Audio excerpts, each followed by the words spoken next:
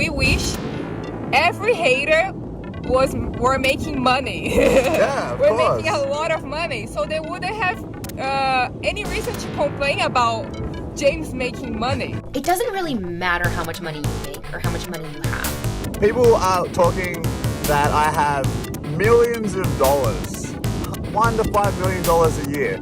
The screenshot that people are sharing around that is evidence of this is a completely baseless website with no fact checking, and I can tell you how I know that 100% because I don't make anywhere near that much money and I never have. But I hope to. That would be awesome. I'm not asking you for a large financial contribution. If it costs $20 to sub, $20 is quite a bit of money. $20 is, you can get a full meal for $20. And the difference of $20 and eating a meal is in that $20. Why activists need to be poor? Yeah, poor and sad. Yeah, people are making money in so many ways. We activists should be well paid. And it doesn't matter how broke you are. If you have time to watch Twitch, you have $10, truly.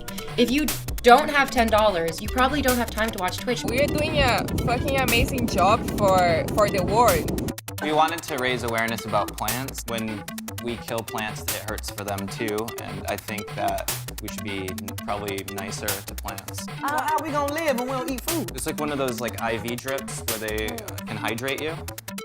So we had an idea since the haters and a lot of people are saying that we should be donating for sanctuaries, that vegans should be spending their money on sanctuaries. We decided to turn this page that is already being spread all over the vegan community to fundraise for our favorite sanctuary in Brisbane. That's right. Oh my, so here we have some excellent 300 IQ comments from the Peanut Gallery. This conversation sucks. This is weird. Yikes. These are exquisite contributions to a very good conversation. And these people in chat who are making these comments do not appear as immature, childish cheapskates whatsoever. And we have also set up another way for people who want to give a gift. If you want to give a gift to our future and to our wedding, then feel free. Awesome. We'd really appreciate it, of course. No one is telling you to do it. Yeah, and no one's telling you to do it instead of doing something good for animal rights or for a sanctuary. Yeah. Do whatever you want with your money. It's all good. I'm unemployed, so basically all my money goes to bills and food, or I would support you. Yeah. It's $5. It's really, like, no one's gonna convince me that what I'm saying is so rude or so unacceptable or so outrageous. It just simply isn't. It's $5. We are humans. We are reading your comments, and like it's not nice to read so many mean and nasty comments about us. Be careful about what you write on social media, because people are reading. It's our reputation. It's our wedding. It's our wedding. It's something special to us, and it's not nice to keep spreading lies or mean comments about us. Also, we need to say thank you to everyone that subscribed to the OnlyFans. Yeah. You guys are awesome. They're just sitting here masturbating as hard as they possibly can, as quietly as they can, because their parents are in the next room talking about how disappointed they are in them. And they're like, why would I ever pay for this when this slut's giving it away for free? You're right, buddy, you're right. I mean, really. People like to disrespect my crew, but the fact is that you know my name and I don't know you. With someone like James Aspey, it does not even occur to him to say how much money he's raising and what the money is for.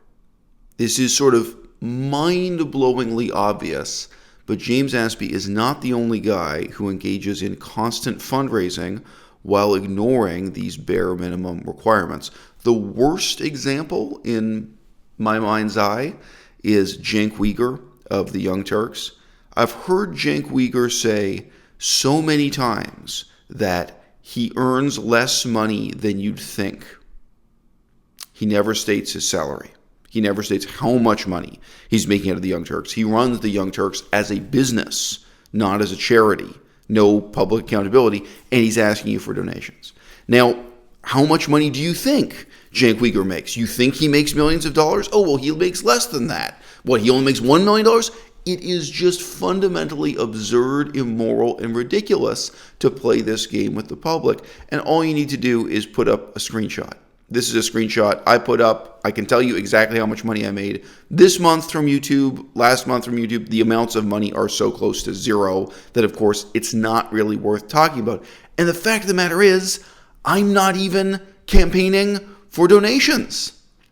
And I'm not saying the ridiculous, immoral, self-contradictory things that James Aspey is saying here. Now, in what sense is it immoral?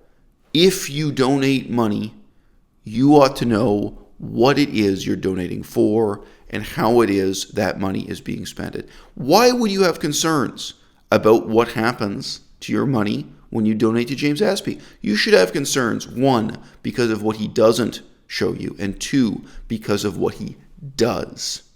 What you see with James Aspey is him going on vacation.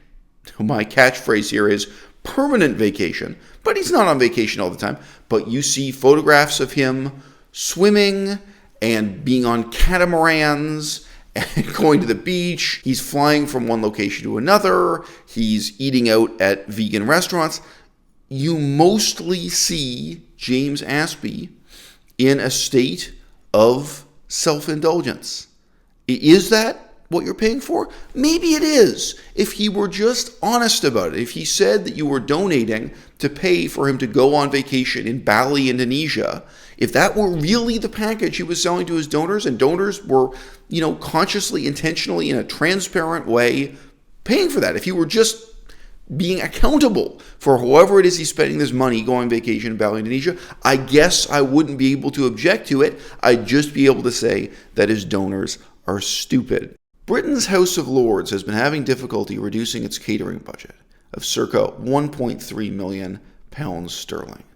Part of the problem, it was revealed, is their consumption of champagne, amounting to 17,000 bottles from 2010 to some point in mid-2014. The House of Lords has 790 members, not all of whom participate regularly, but we leave that aside. The budget seems to allow for more than 6 bottles of champagne per member per annum. Last year, here at the University of Victoria, more than $5.3 million were spent on office supplies in a single year. I do not know if that number includes champagne. Don't believe me? See the screenshot below or check the numbers yourself. They're publicly available, as with the accounting for any charity registered in Canada. The problem isn't just what gets spent, but also, reciprocally, how austerity in other areas is justified while these levels of spending are ongoing without really being susceptible to scrutiny. UVic has an Ojibwe language learning circle, 100% volunteer, nobody gets paid. But if you ask the Department of Linguistics if you could arrange to have a directed reading course, independent study, connected to teaching yourself Ojibwe, the answer is no, because professors don't get paid extra to supervise those courses. I do think that a professor might be entitled to a modest honorarium to reward them for supervising students in an independent language course, be it Ojibwe or otherwise. The trouble is imagining how there's any lack of money to provide such an incentive in an institution where $3.8 million is spent on advertising, $5.3 million on office supplies, and so on. It takes a lot of champagne to get British politicians to vote, and it takes a lot of office supplies to get Canadian professors to teach, apparently. Budget accordingly. Someone like James Aspey has become so accustomed to living on permanent vacation and calling it activism. Someone like James Aspey has become so accustomed to bottomless budgets with zero accountability, zero transparency, asking you for donations, and not even letting you know how much money he's got, how much he's received in donations, much less what he plans to do with it or what actually happened to that money, because sometimes plans go wrong. He is so accustomed to living with this reckless lack of accountability that he perceives this as normal. He sees no fault in himself whatsoever. If you're one of James Aspey's supporters, one of his donors, please let him know. It's not normal at all.